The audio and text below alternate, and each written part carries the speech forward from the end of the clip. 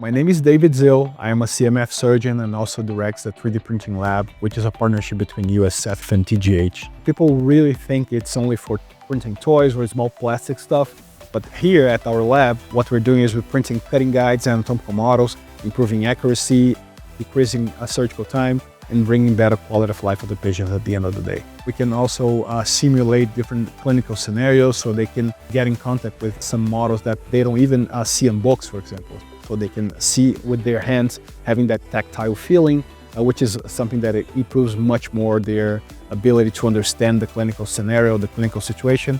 So having access to everything that we provide at the lab is a pretty unique opportunity for them. USF students who have a great opportunity to access different types of technologies. And there's a great collaboration between USF and TGH to provide the state-of-the-art technology and solutions so they can become much better physicians when they finish their program here.